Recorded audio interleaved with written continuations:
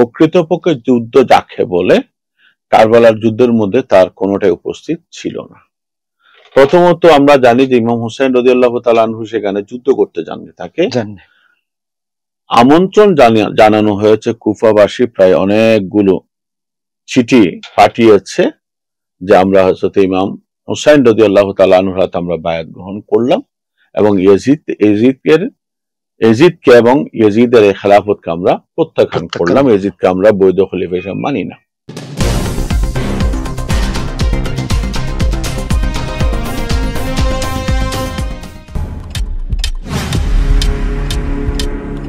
আসসালামু আলাইকুম ওয়া রাহমাতুল্লাহি তাআলা ওয়া বারাকাতুহু। আলহামদুলিল্লাহ ওয়াসসালাতু ওয়াসসালামু আলা রাসূলিল্লাহ ওয়া আলা আলিহি ওয়া আসহাবিহি ওয়া আহলি বাইতিহি ওয়া ইতরাতিহি ওয়ান নাসি আজমাইন। আম্মা বাদ, ফাআউযু বিল্লাহি মিনাশ শাইতানির রাজীম। বিসমিল্লাহির রহমানির রহিম। ওয়ালা তাহসাবান্নাল্লাযীনা কুতিলু ফী সাবিলিল্লাহি আমওয়াত বাল আহইয়াউন ইনদা রাব্বিহিম ইউরযাকুন। সাদাকাল্লাহুল আযীম ওয়া সাদাকা রাসূলুহুন নাবিয়্যুল আমিনুল কারীম। সম্মানিত দর্শক শ্রোতা, যে যেখান থেকে দেশ বিদেশ থেকে পি নিউজ অনলাইন চ্যানেলের মাধ্যমে আশুরা স্মরণে বিশেষ আয়োজন সুলতানে কারবালা অনুষ্ঠান আপনারা দেখতে পাচ্ছেন, সকলকে প্রীতি ও শুভেচ্ছা, আন্তরিক মোবারকবাদ। আজকে আমাদের স্টুডিওতে সুলতানে কারবালা শিক্ষক সেমিনারে আলোচনা করবার জন্য উপস্থিত হয়েছেন প্রথিতযশা ইসলামিক স্কলার, সাউদার্ন ইউনিভার্সিটি বাংলাদেশের সম্মানিত সহকারী অধ্যাপক ডক্টর আল্লামা জালালউদ্দিন আল আজহারি মুদাজিল্লুহুল আলী। মোহতরম, আপনি কেমন আছেন? শুকরিয়া। সম্মানিত মোহতরম আলোচককে, পি নিউজ অনলাইন চ্যানেলের আজকের এই বিশেষ আয়োজন সুলতানে কারবালার এই অনুষ্ঠান থেকে মোহতরম আলোচক মহোদয়কে আমরা ধন্যবাদ জানাচ্ছি। সম্মানিত দর্শক শ্রোতা, আজকে আমাদের প্রতিপাদ্য বিষয় কারবালার ঘটনা প্রবাহ ও মুসলিম বিশ্বের প্রতিক্রিয়া। এই সাবজেক্টের উপর আজকে ইনশাআল্লাহ আমরা আলোচনা করব। আমাদের বিজ্ঞ আলোচক আমাদের মাঝে উপস্থিত হয়েছেন। প্রথম প্রশ্ন মোহতরমের কাছ থেকে আমরা জানতে চাইব দর্শক শ্রোতা মণ্ডলীর উদ্দেশ্যে, কারবালার যুদ্ধ এটি আসলে কি যুদ্ধ বলা যায়? যেহেতু এক পক্ষে ছিল ৮২ জন আহলে বাইত রাসূলের সম্মানিত সদস্যগণ, অপর পক্ষে জালিম ইয়াজিদের ২২,০০০ রাষ্ট্রীয় প্রশিক্ষিত সৈন্যবাহিনী ছিল। এই ব্যাপারে ইসলাম এবং শরীয়তের আলোকে মোহতরম আলোচক আপনি আমাদেরকে বলবেন। বিসমিল্লাহির রহমানির রহিম। আলহামদুলিল্লাহ রাব্বিল আলামিন ওয়াসসালাতু ওয়াসসালামু আলা সাইয়্যিদিল মুরসালিন ওয়া আলা আলিহি ওয়া আসহাবিহি আজমাইন।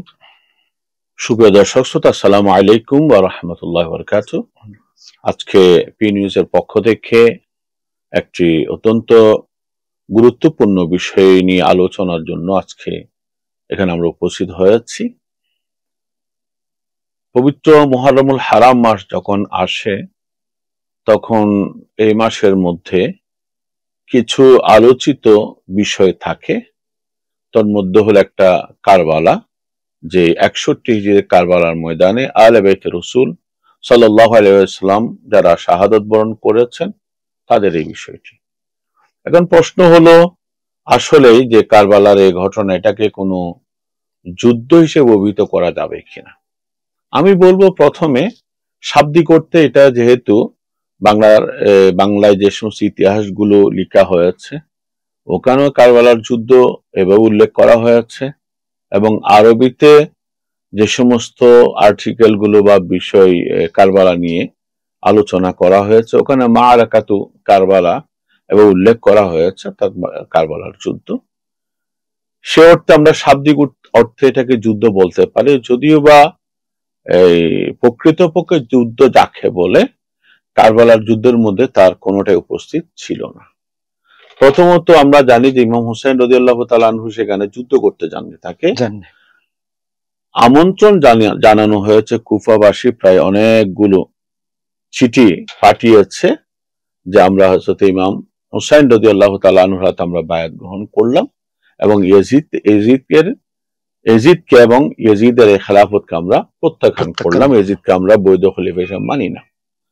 এর প্রেক্ষিতে হযরতে ইমাম হুসাইন রাদিয়াল্লাহু তাআলা আনহু এই জিলহজ মাসে একদম হজের কয়েকদিন আগেই তিনি মক্কায়ে মুকাররমা থেকে কারবালার উদ্দেশ্যে, কুফার উদ্দেশ্যে তিনি রওনা দেন এবং প্রতিমধ্যে তাকে ইয়াজিদ বাহিনী তাকে পথ রোধ করে ইবনে জিয়াদের নেতৃত্বে, এবং সেখানে একটা জোরপূর্বক একটা অসম যুদ্ধে তাকে ঠেলে দেওয়া হয়, যেটা কোনো অবস্থাতেই একটা যুদ্ধের মানে পরিভাষা সেখানে হতে পারে না। কারণ যুদ্ধে সাধারণত মানুষ ছোট বাচ্চা নিয়ে, নারীদেরকে নিয়ে কোনো মানুষ এভাবে যুদ্ধে যায় না, এবং গেলেও প্রত্যেক যুদ্ধের একটা কৌশল আছে যে তাদের একটা নির্দিষ্ট একটা জায়গা নির্ধারণ করবে, তারা প্রতিপক্ষকে কিভাবে প্রতিহত করবে তার একটা কি প্রস্তুতি থাকবে, এখানে কোনোটাই ছিল না।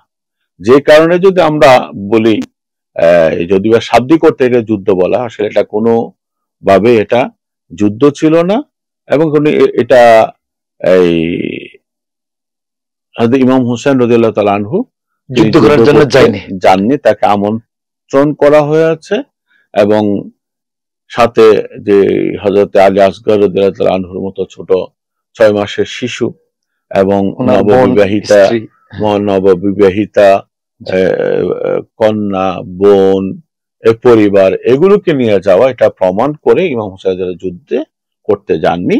যদিও বললাম এটা হয়তো ইতিহাসের পাশে এটাকে যুদ্ধ বলা হয়েছে, আরবিতে এটাকে যুদ্ধ বলা হয়, তারপরও মারাকা বলা হয়, তারপরও এটা আসলে যুদ্ধ যে অর্থে ব্যবহৃত হয়, যে পক্ষের বিপক্ষে মানে এই প্রতিহত করার জন্য যে পূর্ব প্রস্তুতি নিয়ে যে ধরনের যুদ্ধ, সে ধরনের কোনো যুদ্ধ হয় না। একটা জায়গায় তাদেরকে পথরোধ করা হয়েছে এবং তাদেরকে মানে জোরপূর্বক নিরস্ত্র একটা গোষ্ঠীকে তারা যুদ্ধে ঠেলে দিয়েছে। ইমাম হুসাইন রাদিয়াল্লাহু তাআলা আনহু তিনি সেখানেও অন্যায়ের সামনে তিনি মাথা নত করেননি, তিনি নিজে শাহাদাত বরণ করেছেন, পরিবারের অন্যান্য সদস্যরা শাহাদাত বরণ করেছেন, তারপরেও তিনি এই সত্যের উপর প্রতিষ্ঠিত থেকে ইসলামের এই সম্মানকে, ইসলামের পতাকাকে তিনি উড্ডয়ন করেছেন। এই কারণে সমস্ত ঐতিহাসিকগণ এই কথা বলেছেন যে এই কারবালার এই প্রান্তরে যে ঘটনা ঘটেছে, এর মাধ্যমে ইসলাম আবার পুনর্জীবন লাভ করেছে, ইসলাম আবার জিন্দা হয়েছে। এই কারণে ইমাম হুসাইন রাদিয়াল্লাহু তাআলা আনহুর যে পদক্ষেপ এবং ভূমিকা, যে তিনি যেখানে হযরতে খাজা গরিব নওয়াজ রাদিয়াল্লাহু তাআলা আনহু বলেছেন যে সরদার শাস্ত হুসাইন, বাদশাস্ত হুসাইন, দিন আস্ত হুসাইন, দিন পানাস্ত হুসাইন, সরদার নাদাদ দস্ত বরদস্ত ইয়াজিদ, হাক্কাকে বানায়ে লা ইলাহা ইল্লাল্লাহ আস্ত হুসাইন। যার সংক্ষেপ হলো যে প্রকৃত পক্ষে যে আমরা দিন যাকে বলি এবং দিনের মূল অবকাঠামো যাকে বলি, এমনকি আমরা যে লা ইলাহা ইল্লাল্লাহ মুহাম্মদুর রাসূলুল্লাহ, যে দিনের একটা কালিমা মূল, যেটা দিয়ে মানুষ ইসলামে প্রবেশ করে, সেটার মূল পরিচয় যদি আমরা জানতে চাই তাহলে এটা ইমাম হুসাইনি। অর্থাৎ এক কথাই ইমাম হুসাইন রাদিয়াল্লাহু তাআলার মাধ্যমে কারবালার ময়দানে ইসলাম পুনর্জীবন লাভ করেছে। এই কারণে এটা সারা পৃথিবীর মুসলমানদের কাছে এটা একটা স্মরণীয় দিন, এবং ইমাম হুসাইন রাদিয়াল্লাহু তাআলা আহলে বাইত রাসূলের প্রতি পৃথিবীর মুসলমানরা সবসময় ঋণী থাকবে, কারণ ইমাম হুসাইন রাদিয়াল্লাহু তাআলা আনহু নিজের এবং পরিবারের জীবন দিয়ে ইসলামের সম্মানকে রক্ষা করেছেন, পুনর্জীবন। আলহামদুলিল্লাহ। মুহতারাম, কারবালার ময়দানে তথা ইমাম পক্ষের, ইমাম হোসেনের পক্ষে দেখা যায় ৭২ জন, মতান্তরে ৮২ জন সৈনিক সদস্য ছিল। অপরপক্ষে জালেম ইয়াজিদের পক্ষে ২২,০০০ রাষ্ট্রীয় প্রশিক্ষিত সৈনিকের মাধ্যমে, সৈন্যের মাধ্যমে ইমাম হোসেনকে প্রতিহত করার জন্য প্রস্তুতি নিয়েছে, এবং তারা সরাসরি কারবালার ময়দানে তার উপনীত হয়েছিল, এই ব্যাপারে সংক্ষেপে বলবেন। যেটা আমি আগে বলেছি, আসলে এটা সম্পূর্ণ অসম যুদ্ধ, অপ্রস্তুত একটা যুদ্ধ। কারণ ইয়াজিদ বাহিনী প্রথমে যে ইবনে জিয়াদের এই নেতৃত্বে কুফায় যখন ইমাম হুসাইন রাদিয়াল্লাহু তাআলা যাবেন, এর আগে ইয়াজিদ ইবনে জিয়াদকে কুফার গভর্নর করলো।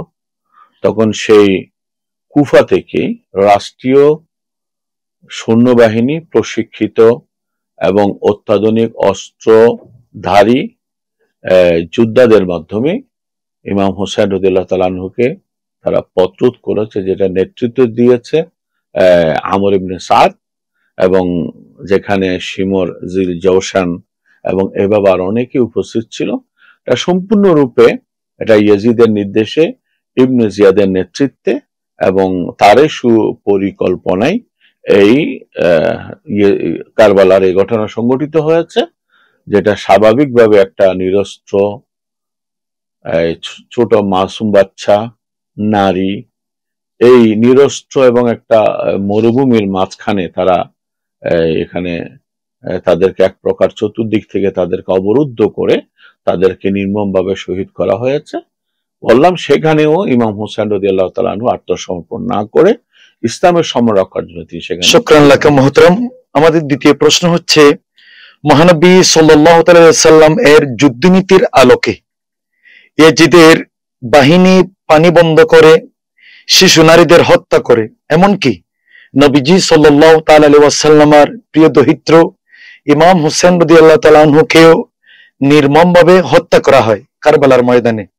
খেলাফতের নামে এত সব অলঙ্ঘনীয় অপরাধকে কিভাবে ইসলামের দৃষ্টিতে মূল্যায়ন করা যাবে? ধন্যবাদ।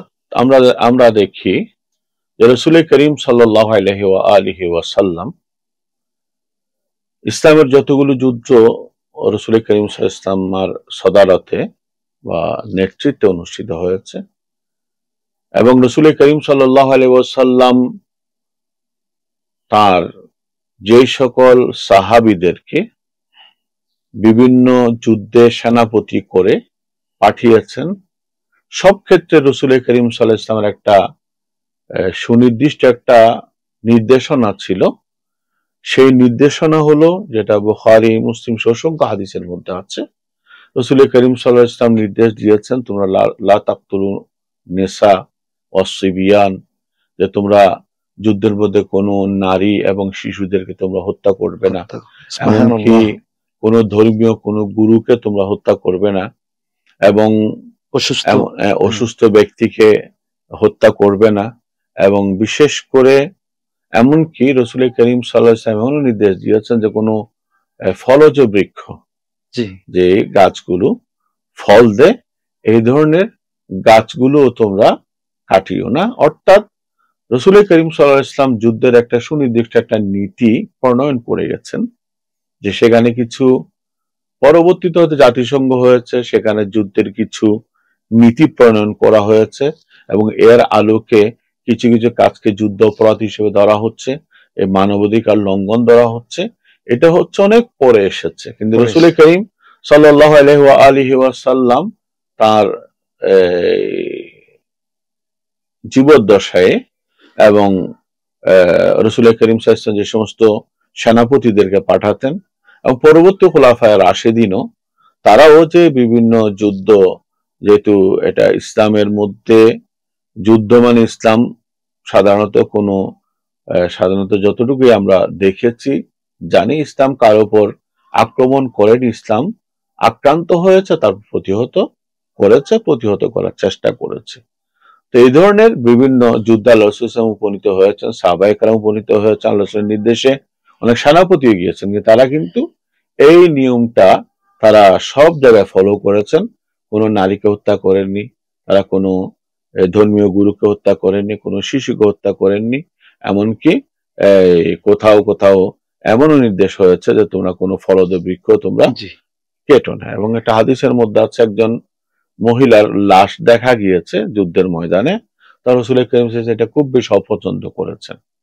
অর্থাৎ যে কোনো কারণে তো যুদ্ধের ময়দানে হয়তো কোনো ভুল ক্রমে যে কারো মাধ্যমে সে নিহত হতে পারে, রাসূল করিম সাল্লাল্লাহু আলাইহি ওয়াসাল্লাম এটার ক্ষেত্রে খুব বেশি অসন্তুষ্টি দেখিয়েছেন, তো সেই ক্ষেত্রে সেই বিবেচনায় দেখা যায় যে কারবালার এই প্রান্তরে আলে বাইতে রসুলের সাথে একদিকে রসুল করিম সাল্লাল্লাহু আলাইহি ওয়াসাল্লাম নূরানি আওলাদ, যাদের ব্যাপারে কোরআনুল কারীমে আল্লাহ তাবারক ওয়া তাআলা আলাদাভাবে আয়াত নাজিল করে যাদের সম্মান উল্লেখ করেছেন, এবং যে সমস্ত আলে বাইত রসুলের ফজিলত আল্লাহ রসুল বর্ণনা করেছেন, বিশেষ করে সকল ঈমানদারের হৃদয়ে যাদের প্রতি আলাদা সম্মান এবং মর্যাদা রয়েছে, একজন সাধারণ মানুষকে হত্যা করা আর হযরত ইমাম হুসাইন রাদিয়াল্লাহু তাআলা আনহু, যাকে আল্লাহ রাসূল সাল্লাল্লাহু আলাইহি ওয়াসাল্লাম সৈয়দু আহলিল শাবাব আহলিল জান্নাহ, বেহেশতি যুবকদের সরদার যাকে আল্লাহ রাসূল বলেছেন, তাদেরকে হত্যা করা এটা শুধু এই যুদ্ধনীতি লঙ্ঘন নয়, এটা মানবতার ইতিহাসে একটা অত্যন্ত ঘৃণিত একটা অপরাধ। কারণ আমরা আমাদের ইসলামের পরিচয় হলো রসুল করিম সাল্লাল্লাহু আলাইহি ওয়াসাল্লামকে দিয়ে, এবং রসুল করিম সাল্লাল্লাহু আলাইহি ওয়াসাল্লামের ভালোবাসা এটা ঈমান। হাদিসের মধ্যে আছে, যারা রসুল করিম সাল্লাল্লাহু আলাইহি ওয়াসাল্লামের ভালোবাসার অন্যতম প্রমাণ হলো রসুল করিম সাল্লাল্লাহু পবিত্র বংশধর যারা আছে তাদেরকে ভালোবাসা। তো সুতরাং রসুল করিম সাল্লাল্লাহু আলাইহি ওয়াসাল্লামের পবিত্র বংশধরের সাথে কেউ যদি বিদ্বেষ পোষণ করে, এটা অবশ্যই সম্পূর্ণরূপে এটা আলে বাইত রাসূলের বিদ্বেষের কারণে সেটা হয়েছে, সেটা করেছে। যদি হয়তো কোনো প্রশ্নে এই বিষয়টা আসতে পারে যে অনেকে ইয়েজিদকে বাঁচানোর জন্য তারা বলতে চায় যে কারবালার যুদ্ধে ইয়েজিদের কোনো সম্পৃক্ততা ছিল না, অথচ আমরা দেখি যে ইমাম হুসাইন রাদিয়াল্লাহু তাআলা আনহুর মাথা মোবারক যখন ইয়েজিদের সামনে আনা হলো দামেস্কে, তখন ইয়েজিদের হাতে একটা ছড়ি ছিল, ওই ছড়ি দিয়ে হযরত ইমাম হুসাইন রাদিয়াল্লাহু তাআলা আনহুর দাঁত মুবারকে আঘাত করছিল। তখন হযরত আবু বারজা আল আসলামী রাদিয়াল্লাহু তাআলা একজন সাহাবী, তিনি উপস্থিত ছিলেন। তিনি এত বেশি রাগান্বিত হলেন, বললেন তানাহানহু ইয়াজিদ, ইয়াজিদ তোমার এই ছড়ি হযরত ইমাম হুসাইন রাদিয়াল্লাহু তাআলা আনহুর ঠোঁট মুবারক থেকে সরিয়ে নাও, কারণ আমি দেখেছি, নিজ চোখে দেখেছি যে ঠোঁটে তুমি আঘাত করছো ওখানে রাসূল করিম সাল্লাল্লাহু আলাইহি ওয়াসাল্লাম অনেকবার চুমু খেয়েছে। এবং সেখানে একটা ইহুদি উপস্থিত ছিল। তখন সে যখন জানতে পারলো, সে ঘটনা আদ্য পর্যন্ত জানতো না, পরে যখন জানতে পারলো জিজ্ঞেস করলো এটা কার মাথা, তখন তারা বলল যে রাসূল করিম সাল্লাল্লাহু আলাইহি ওয়াসাল্লামের নাতির মাথা। তখন ওই ইহুদি ওখান থেকে মানে খুব বেশি রাগান্বিত হয়ে তাদেরকে নানাভাবে অভিসম্পাত করে সেখান থেকে বের হয়ে গেল। তারা সেই ইহুদি বলল, এখন আমাদের মুসা আলাইহিস সালামের একজন বংশধর ধারাবাহিকতার ৭০তম, হ্যাঁ, এখনো সারা সমস্ত ইহুদিরা তাকে শ্রদ্ধা সম্মান করে, আর তোমরা এই তোমাদের রাসূল সাল্লাল্লাহু আলাইহি ওয়াসাল্লামের সরাসরি নাতি, কোন ৭০তম না, সরাসরি নাতি, তাকে তোমরা হত্যা করলে তোমরা কোন ধরনের মুসলমান? তোমাদের এই দ্বীনের উপর আমি ধিক্কার। সুতরাং দেখা যায় এটা ইয়াজিদ এটার উপর সম্পূর্ণরূপে সন্তুষ্ট ছিল, এবং ইয়াজিদের পরিকল্পনায় যে নির্দেশেই ইমাম হুসাইন রাদিয়াল্লাহু তাআলাকে শহীদ করা হয়েছে।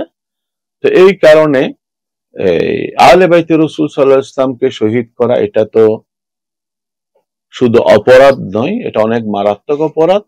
সাথে সাথে ওখানে হযরত আলী আসগর রাদিয়াল্লাহু তাআলা আনহু শিশু, তাকে যে শহীদ করা, হ্যাঁ, তারপরে পানি বন্ধ করে দেয়া, তারপরে এরপরে যে হযরতে যায়েনব রাদিয়াল্লাহু তাআলা আনহা, হযরতে সুকাইনা বা সাকিনা রাদিয়াল্লাহু তাআলা আনহা সহ এই আহলে বাইত রাসূল সাল্লাল্লাহু আলাইহি ওয়াসাল্লামের যে সদস্যগুলো, তাদেরকে এই শিকল বেঁধে, হ্যাঁ, তাদেরকে সেই কুফা থেকে দামেস্ক পর্যন্ত এভাবে নিয়ে যাওয়া, লাঞ্ছনা করা, এবং আহলে বাইতের সদস্যদের, এগুলো সবগুলোই মানে ইসলাম তো এক বিন্দু মাত্রই সমর্থন করবে না। সাধারণত কোনো মানবতা যার মাঝে সামান্যতম মানবতা যার মাঝে আছে, সে কখনো এই ধরনের আচরণ সহ্য করতে পারে না, সমর্থন করতে পারে না। সেই বিবেচনায় এই কারবালার যে ঘটনা, এটা সম্পূর্ণরূপে মানবতা বিরোধী ছিল। এটার সাথে এই ইসলামের আল্লাহ রাসূল সাল্লাল্লাহু আলাইহি ওয়াসাল্লামের যে নির্দেশিত যে নীতি, যেমন বদর যুদ্ধে যারা বন্দী হয়েছে, তাদের মধ্যে যারা আহত ছিল, তাদেরকে রাসূল কারীম চিকিৎসা ব্যবস্থা করেছেন। এবং হযরত আব্বাস রাদিয়াল্লাহু তাআলা আনহু বন্দীদের মধ্যে একজন ছিলেন। তিনি তার কাপড়টা ছোট ছিল, রাসূল কারীম সাল্লাল্লাহু আলাইহি ওয়াসাল্লাম থেকে আব্দুল্লাহ ইবনে উবাই থেকে একটা কাপড় নিয়ে হযরত আব্বাস রাদিয়াল্লাহু তাআলা আনহুকে কি পরিধান করিয়েছেন। এবং তিনি সেখানে একটু তাকে আটকিয়ে রাখা হয়েছে নিরাপত্তার জন্য, তাকে যে বেঁধে রাখা হয়েছে সেখানে তিনি একটু করে কষ্ট অনুভব করছিলেন। রাসূল কারীম নির্দেশ দিয়েছেন কি তাকে একটু খুলে দেওয়ার জন্য। আমরা দেখি মানে পরবর্তীতে যে বাইতুল মুকাদ্দাস হতে সালাউদ্দিন আইয়ুবী রাহমাতুল্লাহ যে জয় করেছেন, সেখানেও দেখা গেল এখন অসুস্থ ব্যক্তি, তাকে একজন তার মানবাধিকারের যা যা প্রাপ্য সব ধরনের অধিকার ইসলাম শুধু মুখে বলেছে তাই নয়, তারা সেটা অনুশীলনও করেছে, চর্চাও করেছে। কিন্তু কারবালার যুদ্ধে যা কিছু করা হয়েছে সবগুলো কোনো যুদ্ধনীতি ইসলামের সাথেও মিলে না, মানবতার সাথেও মিলে না। এটা ইসলাম এবং মানবতার বিরুদ্ধে ছিল একটা বড় ধরনের একটা বিদ্রোহ, যেটা ইয়েজিদ এবং ইয়েজিদের বাহিনী করেছে। তো সুতরাং এটাকে কোনো অবস্থাতে ইয়েজিদকে এখান থেকে রক্ষা করা, ইয়েজিদকে নির্দোষ প্রমাণ করার কোনো সুযোগ এখানে নেই। এটা সম্পূর্ণরূপে এটা ইসলাম এবং মানবতা বিরোধী একটা ঘটনা ছিল।